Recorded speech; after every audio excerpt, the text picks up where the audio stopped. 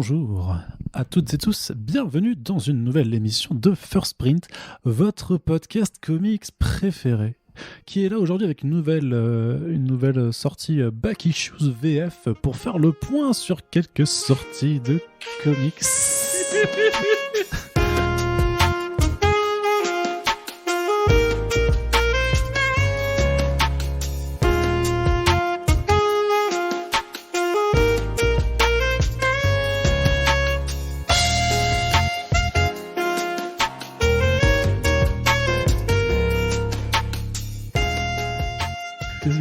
stylisé, j'aime bien. Bah oui, j'essaye de faire quelque chose qui soit pas non plus trop rapide pour essayer d'avoir une voix un peu plus posée. Voilà, on est bien, on se pose sur un canapé et là on se dit j'aimerais bien aller me prendre quelques comics là à ma librairie, mais je ne sais pas lesquels. Et ben ça tombe bien puisque cette émission est là pour vous faire des petites chroniques sur des titres qu'on a bien, des comics qu'on a bien aimés pour la plupart et qu'on a envie de vous recommander aussi pour la plupart. Vous allez voir. Donc là c'est un petit numéro Back Issues VF, il y en aura un autre qui arrivera d'ici à la fin du mois pour parler des sorties de ce mois de janvier 2021, mais vous pouvez écouter ce podcast n'importe quand puisque notre avis ne va a priori pas trop changer sur ces lectures-là.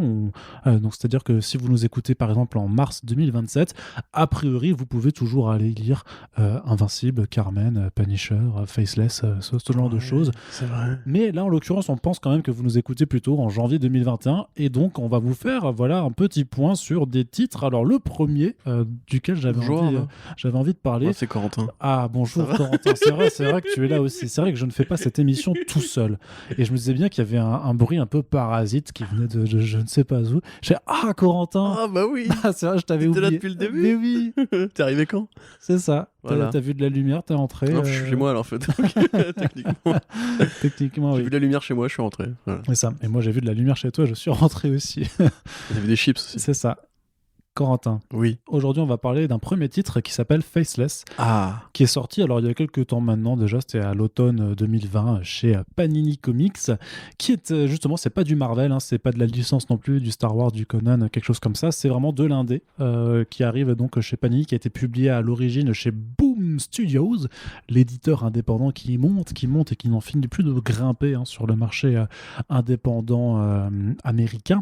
Et donc, qu'est-ce que c'est Faceless? Donc, une première mini-série d'un total, en fait ce sera une trilogie de 3 volumes au total, donc de Brian Azzarello et de Maria Llovet, qui est donc un titre qui mêle à la fois une intrigue de thriller un peu obscure à base de magie noire et de satanisme, on va dire, un petit peu de pacte avec le diable, et aussi, surtout, beaucoup de l'érotisme, du sexe pur et dur. Et je ne ferai pas de blague là-dessus. Mais il faut savoir que c'était... Oui, c'est vrai que voilà.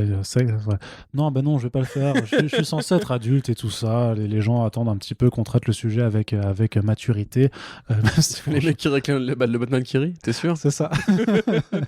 Batman qui rit, c'est comme la vache qui rit. Faut savoir que, notamment aux États-Unis, vu que c'est effectivement un titre avec une composante sexuelle qui est très forte, c'est déjà pas beaucoup le cas dans les comics, quels que soient les éditeurs, même en indépendant.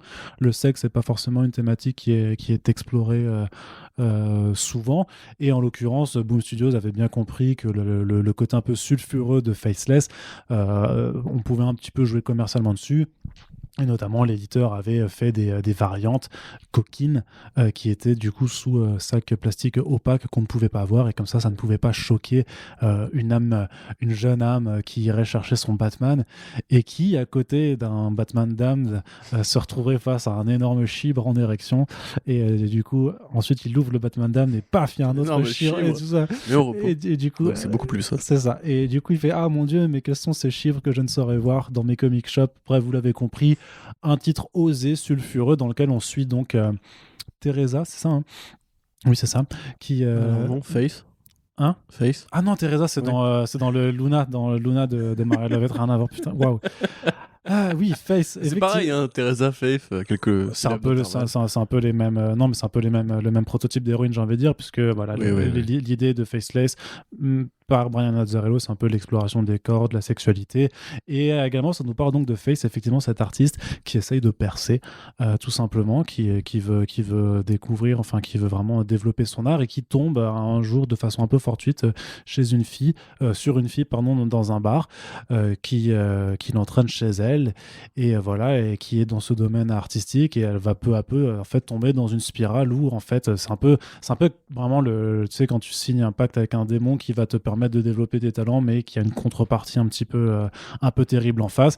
Et donc, elle va sombrer dans cette spirale où l'art et le sexe se mêlent, et ça va avoir des répercussions importantes sur le reste de sa vie.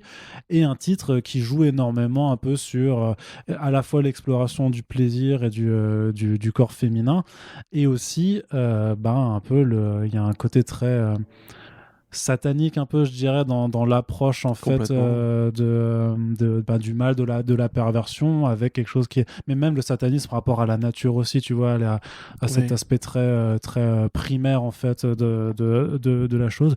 Je sais que Corentin, toi, tu avais beaucoup aimé. Oui, j'ai même écrit une critique dessus, je l'avais lu en direct, de numéro en numéro en VO à l'époque où c'est sorti. Déjà parce que j'étais assez curieux, effectivement, tu l'as dit, donc c'est l'histoire d'une jeune héroïne, et ça, comme toutes les histoires de jeunes héroïnes où on traite de questions sexuelles, c'est forcément un rapport au passage à l'âge adulte, et la découverte du corps et de la sexualité, la sensualité, des désirs, etc. Et le fait est que Brian Azzarello est un homme blanc de 50 ans chauve avec une barbichette, donc forcément tu pouvais te poser la question... C'est plus qu'une barbiche, oui, quand même. c'est une bonne barbiche. Voilà. Tu pouvais te poser la question de quelle allait être la pertinence de ce titre, quelle allait être justement la façon dont un homme qui a priori n'a jamais eu ces problèmes-là allait poser comme question. Et en fait, le projet est intéressant, alors qu'au départ, ça devait être justement un projet de commande. C'était l'éditrice de Boom Studio, dont le nom va pas me revenir. Je l'avais écrit dans ma critique, si vous voulez retrouver l'histoire originale un petit peu du projet, qui voulait travailler avec Azzarello, qui voulait aussi travailler avec Lovett, et qui avait fait la connexion, ce que font normalement les bons éditeurs, c'est-à-dire qu'ils mettent en relation deux artistes qui peuvent bien se compléter. Ouais. Et Lovett, quelque part, est sur un terrain connu, puisque, comme tu l'as dit, par rapport à Teresa, beaucoup de ses projets, que ce soit avant les comics, puisqu'au départ elle est espagnole, et après, sont généralement des histoires de passage à l'âge adulte, enfin, de cas de jeunes héroïnes qui ont un rapport particulier au sexe.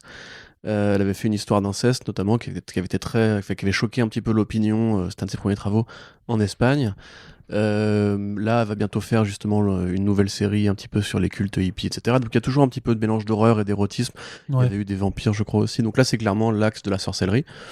Et Azzarello tape sur un truc qui est très récent, qui sont ce qu'on appelle, on va dire, les witches, c'est-à-dire ce sont des jeunes filles qui s'intéressent aux arts occultes, on va dire, au tarot, à la prédiction, à l'astronomie, etc. Donc Faith rentre dans ce genre-là.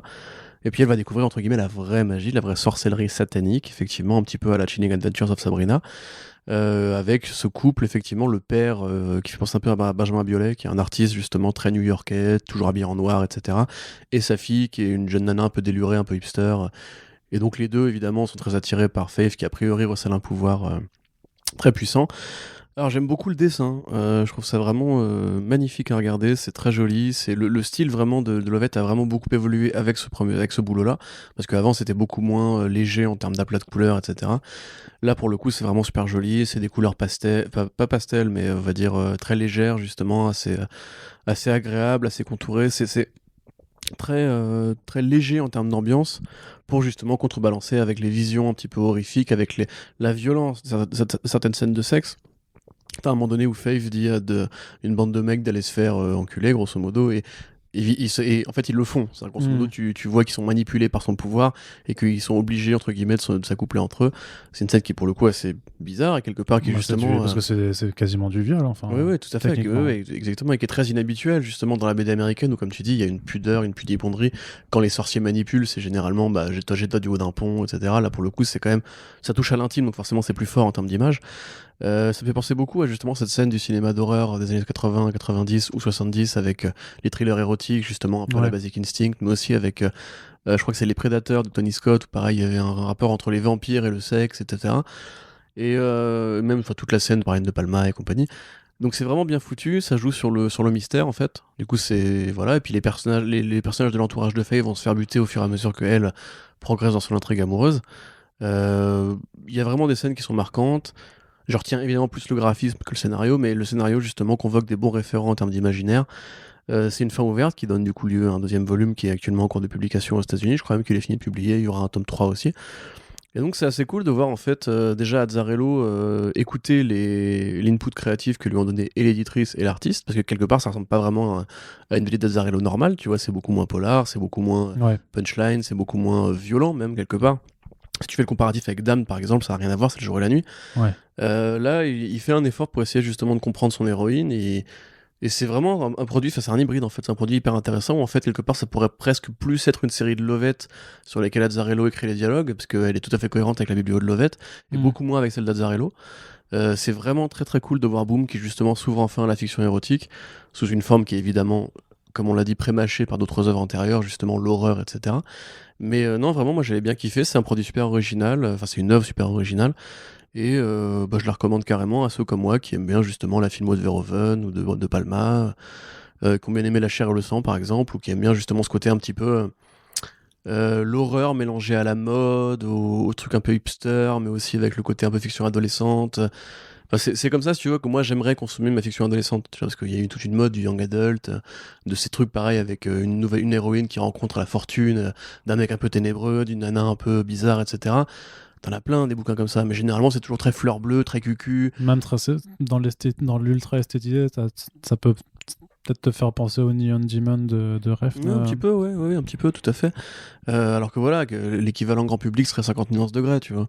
Et là, pour le coup, on est quand même dans un autre niveau de qualité, d'écriture, d'ambiance. Il y a vraiment une ambiance dans ce titre. Ouais, il y a vraiment une façon de. C'est hyper réussi, quoi. Alors, ça joue beaucoup sur le simple acte de tourner une page, en fait, mais t'as vraiment une façon d'avoir, sans effet de style, tu vois, sans effet même de bruit, d'onomatopée ou je sais pas quoi, de te présenter quelque chose à l'instant, en fait, sur ta page de droite, quoi. Et quand tu passes sur la page de gauche, il y a un autre élément qui apparaît sur la même scène et qui est vraiment très fort, enfin qui est glaçant limite, tu vois, je crois que c'est vraiment la conclusion du premier numéro, et donc on n'en dira pas forcément plus, mais grosso modo c'est une scène de sexe aussi, où vraiment tu changes complètement de point de vue sur ce qui est en train d'arriver, machin, et ça met mal à l'aise aussi, parce que comme tu le dis avant, il y a aussi ce rapport à l'intime qui, forcément, quand tu rajoutes de l'horreur dans des actes intimes, t'as un double malaise en fait lié à que quelque chose d'horrible arrive au moment où t'es quelque part un peu le plus vulnérable, et du coup ça crée du coup des émotions, des tensions qui sont très très très fortes à certains passages, et puis aussi, c'est beau et c'est ultra beau. Justement, c'est rigolo de voir que Azzarello enchaîne Damned avec Libermero, qui a un style, j'ai pas envie de dire masculin parce que c'est plus compliqué que ça. Libermero est un artiste extraordinaire et qui est vraiment extraordinairement doué de talent, mais justement la scène où on voit la bite de Batman, tu vois, il est très viril, Batman, il a les épaules carrées, il a des abdos saillants, l'éclairage ombrageux fait un peu horrifique aussi, mais c'est une horreur qui est beaucoup plus traditionnelle, beaucoup plus européenne, etc. Là pour le coup t'es vraiment dans une BD qui évoque un petit peu justement le courant jeunesse en fait des comics de ces dernières années, en dehors justement des scènes de nu, t'as vraiment en fait ce côté très léger, très, je suis désolé, mais très féminin, justement, qui cherche à être beaucoup plus dans l'émotivité des personnages et dans les scènes un petit peu des téléfringues qui sont assez généreuses. Ça fait un peu penser à Snot Girl quelque part, tu vois. Ouais. Dans ce côté justement un peu la New York hipster, la New York des smartphones et compagnie. Et en même temps, justement, les corps féminins sont pas du tout, c'est pas des nichons énormes, c'est pas des paires de fesses énormes. Même les hommes sont pas particulièrement bodybuildés, non. Voilà, bodybuildés. Et c'est cool de voir que ça peut échapper à la vulgarité en fait qui pourrait être amenée par ce genre de proposition, quoi. Ça a une approche plus normale en fait dans la représentation des corps, quoi. Bloc BD ou tu vois, enfin. Non, moi, franchement, c'est vraiment graphiquement, je trouve que Lovett est assez irréprochable et beaucoup mieux que ses anciens travaux où, justement, elle avait encore du mal à gérer la colorisation. Voilà, donc c'est disponible chez Panini depuis le mois d'octobre, depuis la fin du mois d'octobre dernier, clairement. Ouais, c'était sorti le 28 octobre, donc c'était clairement un titre pile à mettre pour Halloween. Le mot que je cherchais, c'était female gaze. Tu vois, je trouve que c'est plus female gaze que justement, à l'inverse, Barmero qui serait plus male gaze dans le côté. Il faut quand même que tu ressembles à Batman, parce que tu vois, il est quand même super fort, super musculeux, il est carré, il est imposant et tout. Ouais. Alors que le female gaze, justement, il cherche la sexualité, surtout la sensualité, dans les trucs qui sont plus réels, qui sont plus travaillés, qui sont moins vulgoses, qui sont moins le plan sur le booty, etc. Tu vois. Ouais. Effectivement. Pas du Jim Lee, quoi. Donc je disais, c'est disponible depuis octobre dernier au prix de 20€ chez Panini Comics. Donc on vous le recommande. Une sortie plus récente et plus mignonne. Alors clairement là on passe vraiment du coq à l'âne, si je puis dire, avec Cher Justice League voilà. de Ryan Northrop. C'est bien, c'est grand public les podcasts. C'est pour tout le monde. Disons que après notre public est majoritairement adulte, je pense. Donc du coup il y a du récit pour adultes. Il y a aussi du récit si vous avez une âme d'enfant ou simplement si vous avez, laisse-moi finir mes phrases, ou si vous avez des enfants. On en connaît un ou deux. Voilà. Oui, on en connaît. Ils se reconnaîtront. Oui. Alors du coup, Cher Justice League, donc un truc qui est sorti, un album qui est sorti aux États-Unis dans la collection DC Kids, qui est vraiment des petits graphic novels à destination d'un jeune public. Bon, celui-là, c'est vraiment assez jeune, c'est du 6-8 ans, clairement. Et vraiment le délire, donc c'est j'ai dit Ryan avant, mais en fait c'est pas Ryan, c'est Michael Northrop, du coup, qui s'allie avec Gustavo Duarte. Si je me rappelle bien, Gustavo Duarte, il avait dessiné la mini-série Bizarro, et du coup c'est vraiment des gamins qui écrivent aux membres de la Justice League et les membres qui vont leur répondre, et ça se met en scène au fur et à mesure de petites histoires, de petites scénettes avec chacun des protagonistes de la Justice League, avec une trame de fond sur la base d'invasion d'insectoïdes. C'est ça. Et qui est vraiment là pour mettre à la fois en avant les qualités de la Justice League en tant qu'équipe, dans le sens où il faut s'entraider, faut se parler, il faut communiquer, tout ça, et aussi dans le sens que même si ce sont des super-héros, il y a un certain rapport de normalité par rapport aux enfants qui leur écrivent, où oui, c'est pas parce que t'es Superman que tu peux pas faire des conneries, que t'es irréprochable, que c'est pas parce que t'es Flash que parfois tu déconnes pas, que c'est pas parce que, ou même des trucs très désuets comme Aquaman, où on lui pose la question, est-ce que c'est vrai que tu sens le poisson, du coup, vu que tu traînes dans la mer. Et Simon Baz, où on lui dit ton costume il est pourri, et il fait non mais attends, j'ai un goût pour la mode quand même. Ouais, c'est ça. Et ou Batman, on lui fait mais t'arrives à te tenir informé alors que tu vis tout seul dans une cave. Donc c'est un petit peu, voilà, c'est assez un Batman très millerien d'ailleurs, je trouve, au niveau du costume. Et même de la gueule renfrognée et tout ça. Mais voilà, c'est vraiment c'est une touche d'humour où ça se moque un petit peu des personnages, mais de façon vachement tendre. Enfin voilà, je sais pas. Effectivement, après c'est difficile de construire un discours critique dessus parce que c'est de la BD pour enfants, on n'est pas spécialiste. Mais moi je pense que si on m'avait filé ça quand j'avais 6-8 ans, pour le coup j'aurais kiffé. Mais grave, c'est ça. C'est moins double public que l'île Gotham ou le travail général de Derek Friedel sur la BD de Gotham. Mais bon, je pense vraiment, moi je la conseillerais aux parents, on va dire. Si vous voulez essayer de convertir vos gamins, de les endoctriner à aimer les super-héros, ça fait carrément le taf. Effectivement, il y a une petite intrigue de fond qui lie un peu tout ça. Il y a des séquences qui sont plus réussies que d'autres, mais dans l'ensemble, c'est effectivement très mignon et c'est très joli. Je trouve que l'artiste fait un meilleur travail que sur Bizarro, en l'occurrence, où il était ancré différemment. C'était plus mainstream sur Bizarro. Là, justement, c'est des couleurs très légères, ça fait un peu crayonné par endroits. Les designs, les silhouettes sont toutes super mignonnes. Girl, elle est trop cool. Ça fait carrément le taf, quoi. Ouais. En tant que BD pour enfants, en tout cas, ça fait carrément le taf. Moi, c'est ce que je me dis aussi, quoi. Donc, mais voilà, c'était vraiment. C'est vrai qu'on va pas discutailler pendant 15 minutes. On va pas dire qu'il y a un discours sous-jacent sur le capitalisme et la pandémie. Non, mais par contre, en vrai, c'est vrai. Non, mais sans être naïf ou sans vouloir faire dans le truc, je trouve que par rapport à ce que ça raconte quand même, c'est même sur le fait de pas non plus complètement vénérer en fait des super-héros parce que c'est des super-héros, et d'essayer un peu de les. Tu sais, on est quand même de la Justice League, c'est quand même des statues iconiques, des sortes de dieux sur Terre. Et c'est un titre où quand même ça se remet plus à échelle humaine, et par rapport à des enfants, ne serait-ce que pour une question un petit peu d'identification aussi, je pense que ça reste important. C'est comme des Hero Girls, tu vois, où justement tu vois un petit peu le côté quotidien, côté un peu... Après ça dépend de la version, parce que DC Super Hero Girls, il y a une approche sur l'un des volumes qui est vraiment beaucoup trop... on a mis un tampon girly dessus, tu vois, et bon cliché. Ouais, c'est ça, tu vois, c'est quand même beaucoup plus. Ils apprennent au fur et à mesure. Et aussi, ça, c'est à la fois. Et là, ce qui est vachement bien, c'est que c'est vraiment, clairement, c'est pas. Enfin, c'est autant pour les petits gamins que les petites gamines. Oui, quoi, clairement. De toute façon, il y a autant de super-héros, de super-héroïnes qui sont présentés. Et les correspondants et correspondantes des héros sont des garçons et des filles. T'as même une française d'ailleurs, qui, comme elle est française, a un immense dressing plein de fringues de mode et tout, parce que c'est la France, mon gars, évidemment, tu comprends, Jean-Paul Gaultier, Coco Chanel et compagnie. Voilà, donc ça se trouve, ça c'est sorti là tout récemment, en ce début d'année 2021, et en plus, vu que c'est un titre Urban Kids, l'avantage, donc c'est un petit format souple, voilà, qui est un petit format souple, oui, voilà, c'est un petit format souple. Voilà, il est petit, il est souple. C'est ça. Voilà. Et donc, non, mais qui est proposé aussi à bas prix, à 10 euros, donc c'est vraiment voilà, un truc à mettre dans les mains de vos plus jeunes, quoi, de plus jeunes proches que vous connaissez. Franchement, c'est un bon truc pour mettre un peu, pour leur coller le virus du comics. On n'a plus droit d'expression en 2021. Ah merde, non, c'est vrai, pardon. Et du coup, comme dans cette émission, on a décidé qu'on allait vraiment changer de registre à chaque fois, et j'en mets vraiment du tout au tout, j'avais envie d'en placer une un peu pour, tu sais, c'est la collection Must Have de Panini Comics. En fait, c'est des nouvelles éditions de récits de classiques, quoi.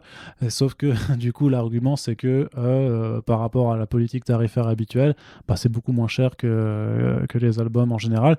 Et donc là, notamment dans les Must Have qui sont sortis ce mois-ci, il y a Punisher Bienvenue Frank qui collectionne 12 numéros de la maxi-série Punisher de la première série Punisher. Première série en 2000, avant le deuxième volume en 2001, et Punisher Max ensuite en 2000. C'est ça, donc de Garth Ennis et Steve Dillon. Je crois pas dire de bêtises en disant que c'est peut-être l'un de ses premiers travaux sur le Punisher il y a 20 ans, 21 ans maintenant.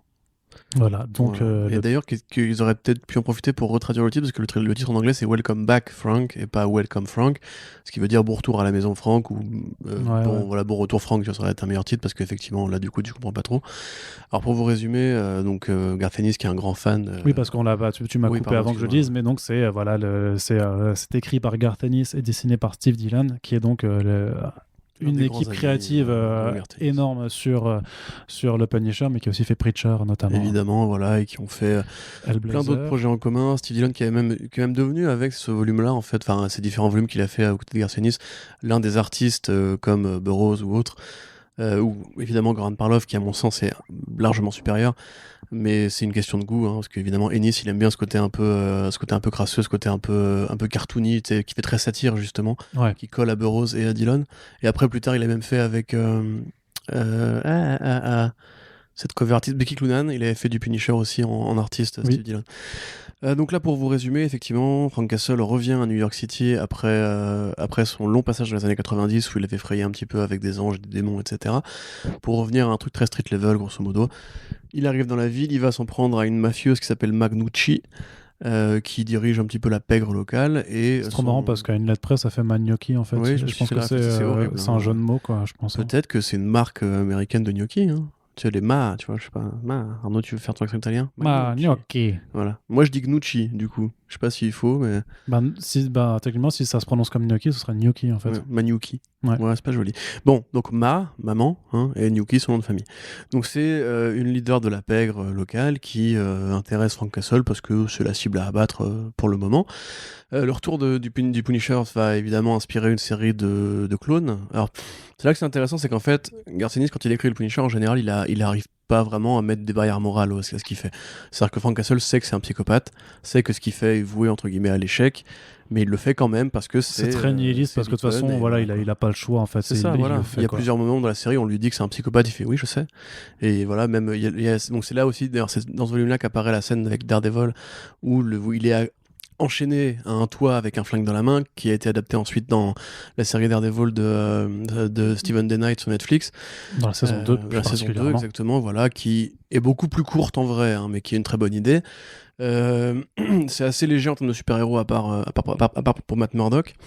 Mais il y a un propos quand même, notamment par exemple il y a différents clones de Punisher qui vont du coup s'inspirer de ce qu'il fait, un prêtre taré qui découpe les gens à la hache, un ultra gauchiste qui lui, génial, Payback, qui veut tuer les patrons, les banquiers, etc. parce que c'est les salauds. Il a vraiment un discours super énervé, je me demande si Ennis fait pas exprès de lui faire donner la parole à ce point-là. Ouais. Et Elite, qui est donc lui l'extrême inverse, puisque c'est le facho bourgeois gentrifié, qui lui par exemple défend son quartier contre la racaille. C'est ça, mais pas que la racaille, les mecs qui vendent des hot dogs, ça attire une mauvaise clientèle. Donc, non mais les pauvres, les pauvres quoi. C'est ça, les pauvres en général. La racaille pauvre. Donc là il y a un propos effectivement sur pourquoi le Punisher n'est pas une icône à imiter et à reproduire, pourquoi même justement les flics, ça c'est très actuel, pourquoi les flics justement aiment bien en fait ce que fait Castle parce qu'il les débarrasse de la racaille. Et pourquoi ils sont très inactifs par rapport à ce qu'il fait alors que justement lui n'est pas censé être de leur côté entre guillemets. Donc c'est c'est assez complet, c'est assez dense. C'est très rigolo. Il y a beaucoup de passages rigolos, notamment le personnage du flic, du loser, là, avec sa collègue à Reban. Comme d'hab, c'est toujours à prendre au second degré, évidemment. C'est toujours aussi dans le côté un peu tactique qu'aime bien Garcenis. C'est pas encore trop militaire. Il y a peu de références qui sont faites au séjour de Castle pendant la guerre du Vietnam. D'ailleurs, tu te demandes comment temporellement ça peut coller, parce que ça fait quand même un petit moment que la guerre du Vietnam à ce moment-là.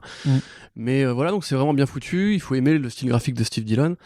Il y a des personnages qui sont juste géniaux, comme le russe, notamment le gros russe ultra vénère, qui est lui, pour le coup, ultra rigolo.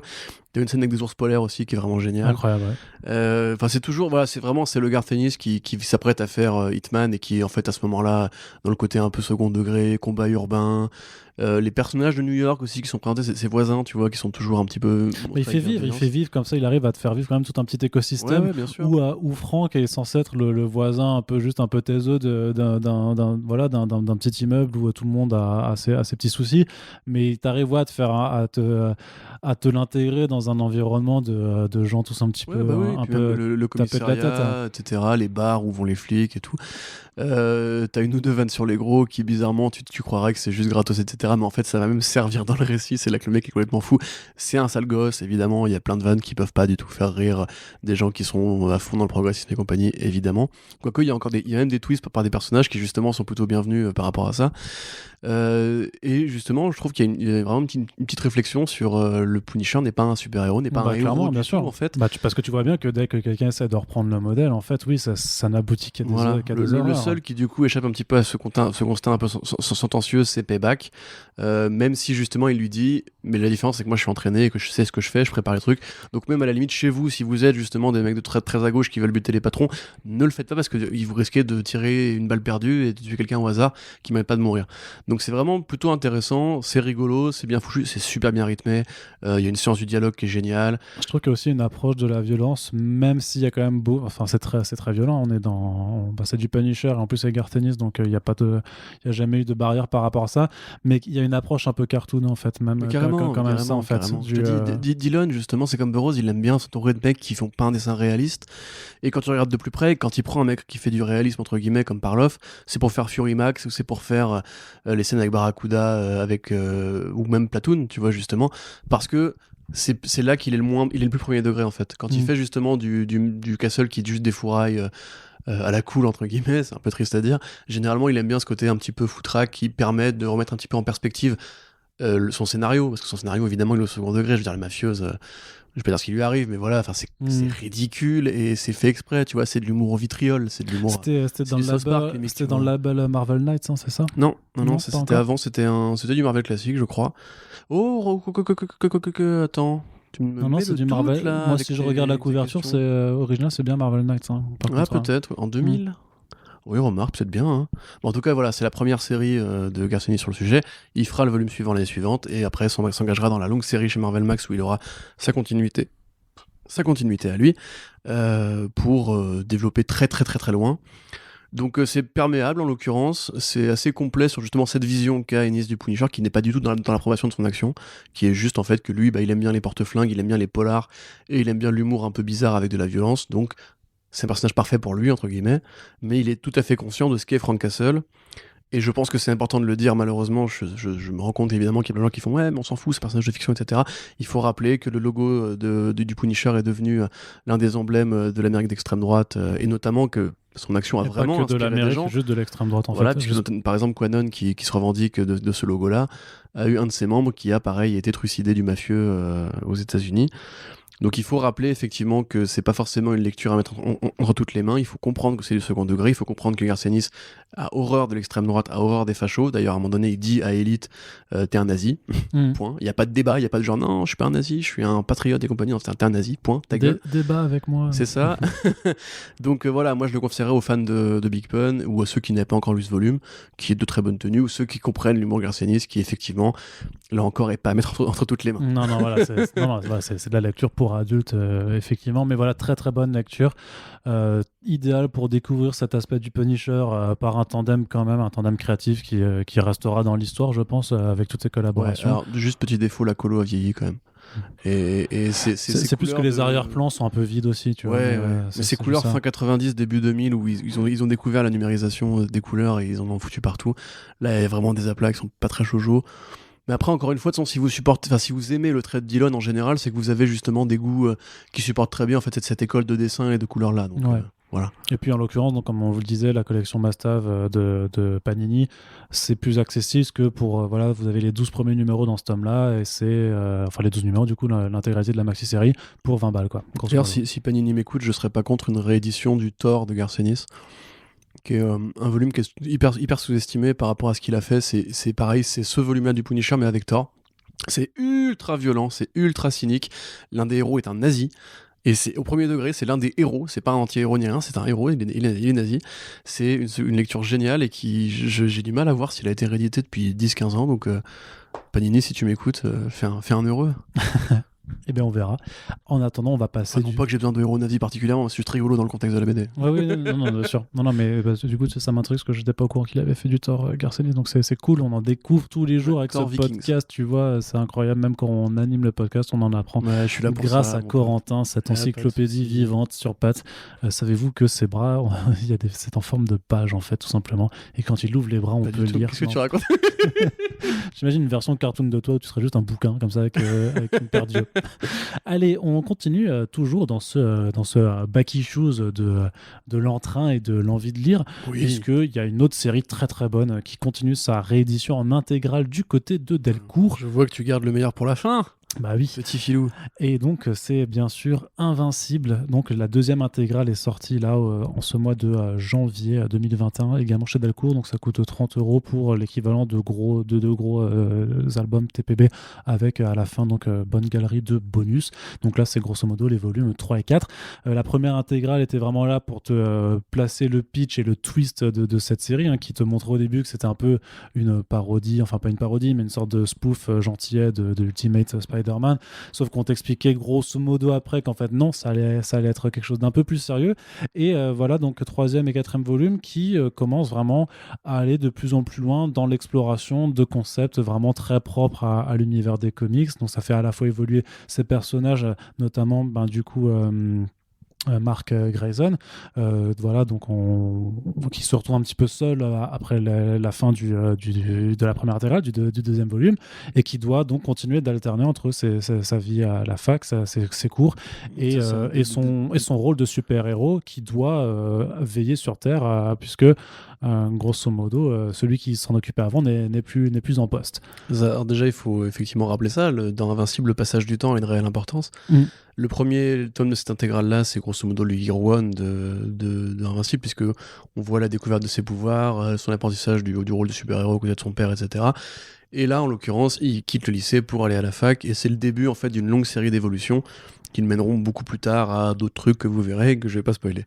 Mais alors, c'est intéressant parce qu'il n'abandonne pas encore tout à fait le compromis entre gag et sérieux. C'est-à-dire que tu as des trucs qui sont très drôles. Ça reste très léger encore, ouais. Voilà, une scène notamment avec une parodie d'Atlantis, qui est une scène de mariage forcé qui est assez marrante. T'as ensuite tout le côté un petit peu les twists, parce que Kirkman met beaucoup de twists en général sur alors un tel c'était lui, un tel c'était lui. T'as le personnage du espèce de Rick Sanchez local qui passe de dimension en dimension et tout. C'est toujours aussi généreux au niveau des personnages, c'est toujours aussi généreux au niveau des concepts.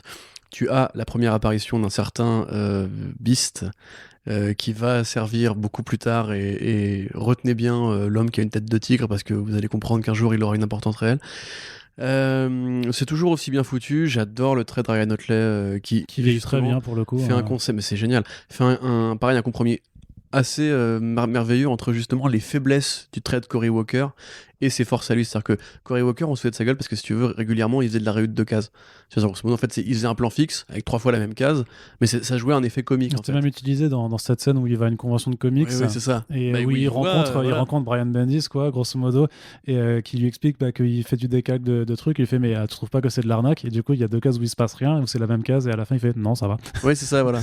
Et en fait, du coup, Otley a intégré cette narration-là aussi, et du coup, il la réutilise encore, tu vois. Sauf que, comme c'est mieux dessiné, entre guillemets, j'aime beaucoup Cory Walker, mais bon, Ray Notley, c'est quand même un autre niveau. Comme c'est mieux dessiné, justement, ça passe mieux comme des effets en fait de narration, et c'est assez bien foutu. C'est très coloré, ça devient assez sérieux, par exemple, ce qui arrive à Eve, notamment, qui s'aperçoit qu'en fait, la vie de super-héros, c'est pas forcément son truc.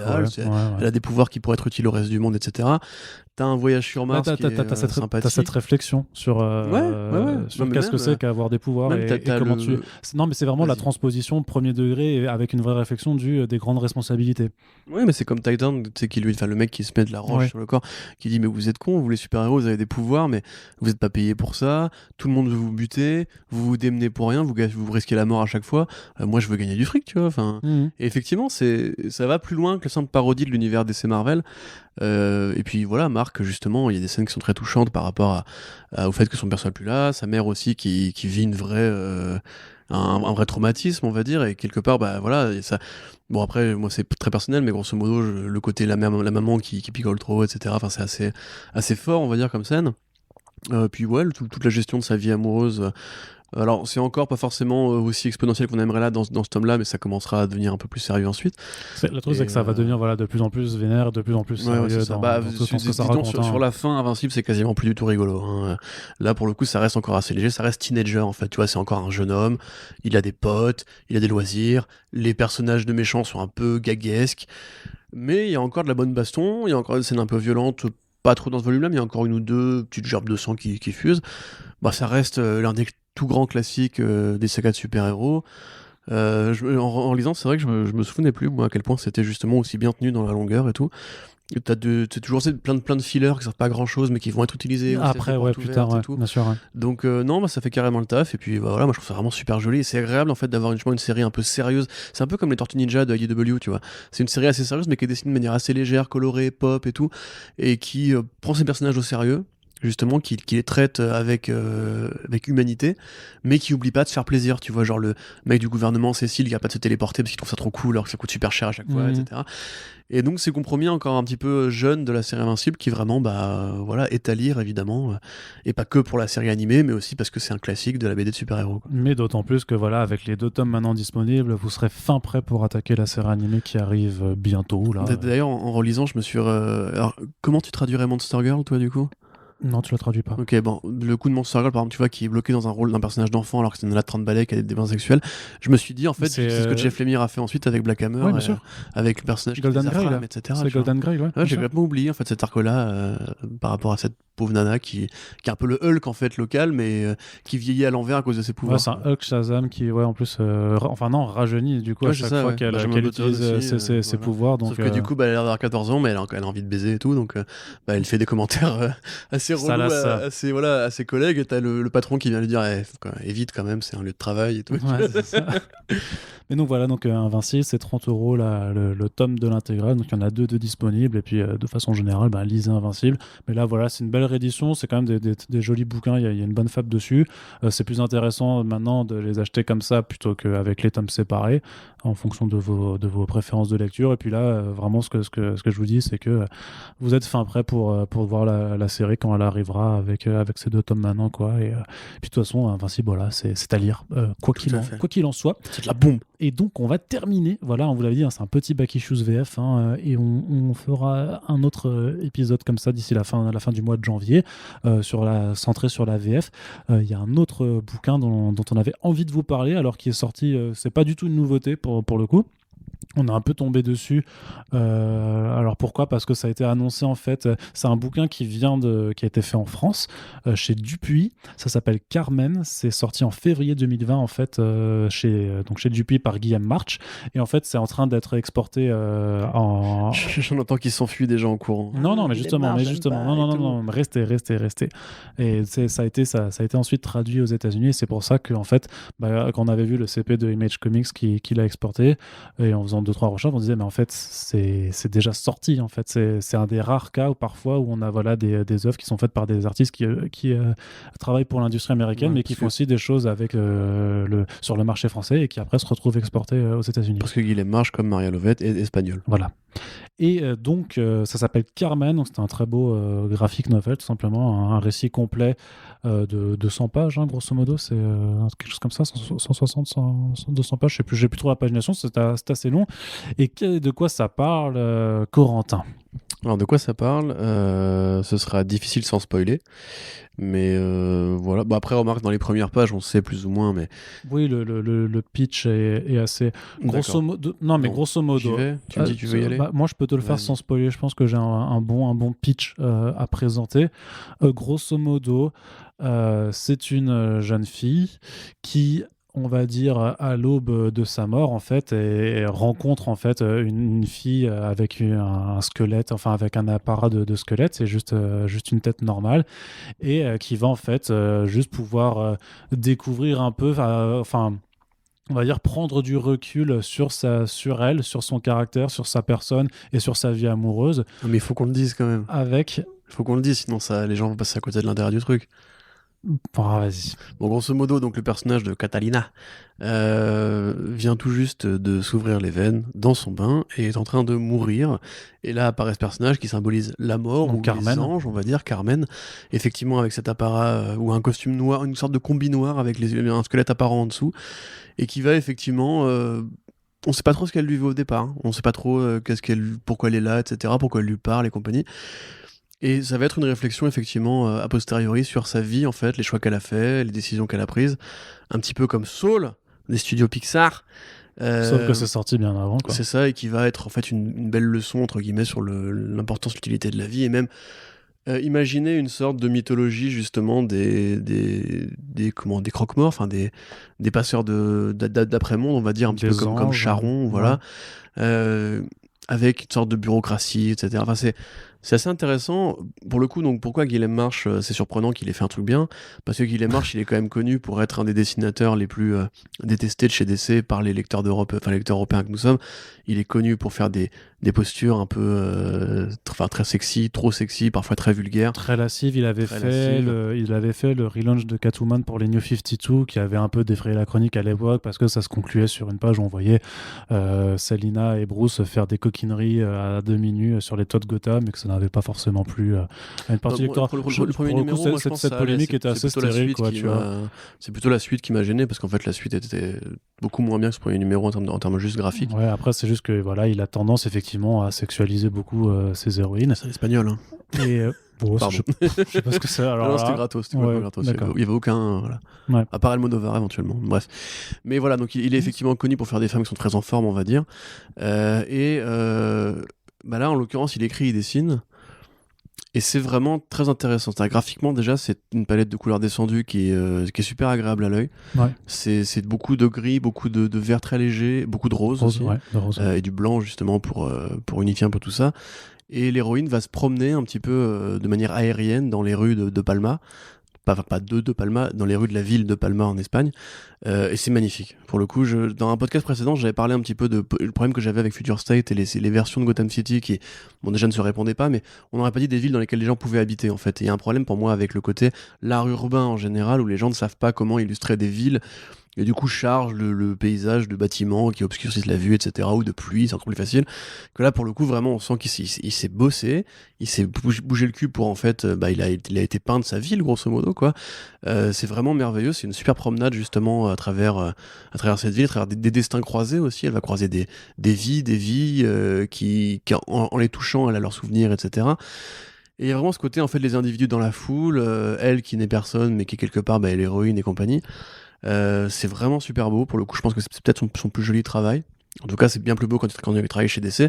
L'avantage, c'est que là, quelque part, il s'ancre tout seul et il se colorise aussi. Ouais, c'est ça, le truc. Mais c'est vraiment qu'il y a vraiment, enfin, il y a un monde incroyable, en fait, entre ce travail qu'il fait donc sur Carmen et, par exemple, ce qu'il a fait sur les débuts du Batman de Tynion 4. Oui, avec Punchline, c'était affreux. Voilà, le combat Harley Punchline, ça n'a rien à voir, c'est à des années-lumière. On dirait même pas que c'est le même, tu vois. Ouais, mais c'est pour ça. Non, c'est assez dingue. Alors, on reconnaît quand même son goût pour les yeux un peu écartés, pour les petits nez un peu pointus.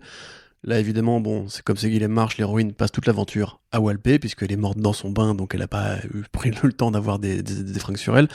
J'ai envie de dire qu'on pourrait s'en passer, mais en même temps, c'est fait avec assez de douceur, et c'est pas sexuel, en fait. Non, c'est plus une sorte de motif comme entre guillemets on est nu, je pense que là du coup il l'a fait mourir nu pour en fait symboliser le côté elle est dépouillée, elle a plus rien puisqu'elle s'en va grosso modo. Bon après il y a des plans qui sont un peu voilà, mais même elle est pas très sexy entre guillemets, enfin elle est pas dessinée de manière sexy on va dire, donc c'est assez rafraîchissant et c'est même assez désarçonnant au départ, de la même façon que justement le corps de Carmen aussi, et de ses collègues est dessiné sans forme apparente entre guillemets, donc ça permet quand même de jouer avec les perspectives, les effets de torsion un peu quand elle se déplace, quand tu te déplaces en volant et tout ça, il y a quand même une façon d'esthétiser. Il y a un vrai boulot sur les morphologies. Ouais, c'est ça, d'esthétiser en fait les courbes du corps humain et notamment du coup du corps féminin, mais pour faire l'épouser avec le mouvement, tu vois, il y a vraiment un travail là-dessus qui fait qu'à partir, bon, au début tu fais putain, mais c'est vrai, effectivement, elle va vraiment se balader vraiment à poil tout le temps, mais en fait tu dépasses cet aspect-là en fait. Oui, carrément, c'est plus un truc qui vient te choquer parce qu'en fait, ça fait partie intégrante du récit et de la façon de le présenter. Ça sent le taf super personnel, justement, ça sent... Ouais, alors justement, je me demande ce qui lui est arrivé. C'est ça. Qu'est-ce qui lui est arrivé parce que... Peut-être qu'il a une pote ou une ex qui s'est... Voilà, ou alors que lui-même, il a pensé à une époque, au membre de sa famille, je sais pas, mais en tout cas, on sent qu'il est hyper juste sur le travail de la psychologie des gens, sur vraiment la façon dont tu peux vivre tes relations amoureuses. Il y a quelque chose qui est ultra universel, tu vois, mais enfin de juste, vraiment de toucher vraiment comment ça peut marcher. Et alors toi, je sais pas, mais moi je me suis reconnu dans certaines des relations qui sont dépendantes, mais de ouf, tu vois. Alors vraiment. Moi, pas forcément. Enfin, si, le côté... je vais pas dire que je me suis reconnu dans le héros, parce que le héros est une posture assez motif en l'occurrence. C'est moins que je me suis reconnu dedans, et plus que, en fait, je vois que c'est fait avec le cœur. Tu vois, et moi, c'est plus ça qui me plaît, c'est qu'à la limite, j'ai pas besoin que ça me parle forcément. Par contre, clairement, je trouve que c'est un travail qui est assez authentique, qui est très sincère, qui vient de quelque part, en fait, tu vois. C'est vraiment, il avait un truc à dire. Et même, il avait un truc à dire par rapport au sens de la vie. Et c'est là, justement, que ça m'a fait penser à Saul, parce qu'au-delà du côté la mort, le fait de partir, puis de voilà, c'est plus, en fait, sur le côté... les choix qu'on fait, tu sais, parce qu'il y a un côté assez sentencieux, assez catholique justement, genre une fois que tu meurs, tu vas en haut ou en bas grosso modo, et là pour le coup ça te montre qu'en fait c'est plus compliqué que ça, qu'en fait il y a un rôle en fait de l'apprentissage des choix que tu fais dans la vie, que tu peux changer en fait simplement, et je trouve ça assez beau en fait simplement. Alors après c'est pas parfait au niveau de l'écriture, c'est un peu comme Big Girl, tu vois, ça sent un peu le premier travail grosso modo de vrais gros projets d'écriture pour un dessinateur, et tu sens que du coup il y a des dialogues qui se répondent pas bien par-ci par-là, mais par contre vraiment tu sens que c'est fait avec vraiment je dis beaucoup vraiment, c'est fait avec une envie de bien faire, voilà, une envie de raconter un truc, un message très personnel, et ça marche quoi, grosso modo. Et effectivement c'est vraiment, encore une fois je vais le redire, c'est vraiment très doux, c'est vraiment assez puissant par moment, et puis enfin c'est super beau quoi, et moi c'est vraiment ça qui me choque en fait entre guillemets, parce que j'ai passé des années à ne pas aimer Guillaume March, et là je me découvre à lire un bouquin que j'aime vraiment beaucoup de lui et qui quelque part me donne envie de voir ce qu'il pourrait faire s'il arrêtait les super-héros et qu'il faisait en tout cas ce travail de créateur à plein temps entre guillemets. Tu vois ce que je veux dire ? Tout à fait. Très bien, super. Voilà. Et puis ouais, enfin pour le coup, si vous êtes dans le cas d'Arnaud et que ça peut vous évoquer des relations précédentes, je pense que ça peut faire le taf.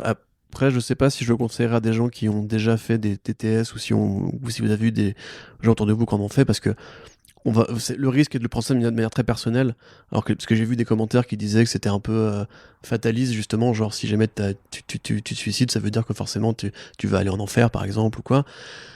Et je sais pas s'il faut le prendre comme ça, à mon avis, il faut le prendre comme un truc personnel. Enfin, pas pour vous en tout cas, il faut le prendre pour soi, il faut le prendre comme un auteur qui témoigne de sa vision du truc. Et quelque part, je sens, en tout cas, il faudrait vraiment lui en parler un jour, je sens que c'est pas un truc qu'il a inventé ou c'est pas dit genre, si jamais, suicider, etc. Tu vois. Donc à mon avis, il faut vraiment le voir comme un mec qui veut vous raconter une histoire, qui veut vous donner son point de vue sur les choses, et qui le fait de fort belle manière, ma foi. Donc, voilà. Oui, mais après, c'est clairement quelqu'un qui a soit effectivement songé au suicide, ou alors qui a une discussion sérieuse avec quelqu'un qui a songé, parce que tu peux pas avoir ce genre de dialogue et ce genre de réflexion si t'as pas été en contact avec quelqu'un qui a déjà eu ce genre d'idée. Très clairement. Donc et c'est pour ça que ça fait, alors oui, ça peut faire du mal à certaines personnes qui seront plus sensibles au sujet qu'à d'autres, mais en l'occurrence c'est surtout que ça traduit vraiment la justesse de ce qui est raconté dedans. Carrément. Et puis encore une fois, je le répète, c'est très beau. Ouais, c'est beau de ouf. Franchement, moi j'ai envie d'aller à Palma maintenant, tu vois.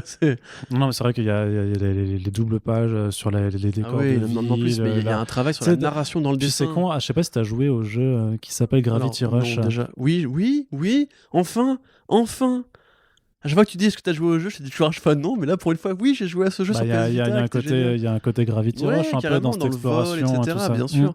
Mais tu vois, pareil par rapport à la narration où tu la suis, tu vois en fait son corps dessiné à plusieurs endroits pour guider ton regard dans le dessin. Ouais. Tu les vois avec Carmen, elle parle à un tel endroit, puis à tel endroit, c'est sur un monument, espèce de basilique qu'ils ont là-bas. Là. Enfin, c'est vraiment bien fichu, quoi. Il y a un travail par rapport aux cases et compagnie qui est super bien fait, quoi. Ouais, et effectivement, du coup, j'ai envie de rejouer à Gravity Rush maintenant. Bravo Arnaud. Alors, j'ai plus de PS Vita, j'ai plus de télé. J'en ai une, je peux te la passer. Je peux te la prêter. C'est vrai mais sachant que ça a été exporté sur PS4, hein, tu peux les avoir sur PS4 maintenant. J'aime bien jouer en portable. Voilà. Bref, ça s'appelle Carmen. Du coup, c'est vraiment un petit coup de cœur qu'on a eu là tout récemment. C'est chez Dupuis pour la somme de 23€, donc c'est très abordable aussi. C'est un bel album, en plus bien présenté, tout ça. Et donc voilà, on vous le recommande. Et c'est ainsi qu'on va conclure ce Back Issues VF. Voilà, petit format, petite recommandation, mais vraiment des choses qu'on a appréciées, qu'on avait envie de partager avec vous. Donc on espère que ce podcast vous a plu et que ça vous donnera également envie de vous intéresser à ces quelques œuvres, voire à les lire. N'hésitez pas à nous faire vos retours si vous êtes allé y jeter un œil ou si vous les connaissez déjà, que vous partagez ou non notre avis. N'oubliez pas que vous pouvez également juste partager ce podcast pour faire découvrir toutes ces jolies œuvres et le podcast en lui-même au plus grand nombre possible. Hein, c'est notre but vraiment, c'est que voilà, c'est comme la nouvelle bannière qu'on a grâce à notre ami Jeff. C'est First Print, c'est un pot de confiture qu'on a envie de partager à tout le monde, voilà, le plus possible. Merci Jeff. Elle est trop bien cette bannière, elle est trop cool. Et du coup, voilà. Merci Corentin.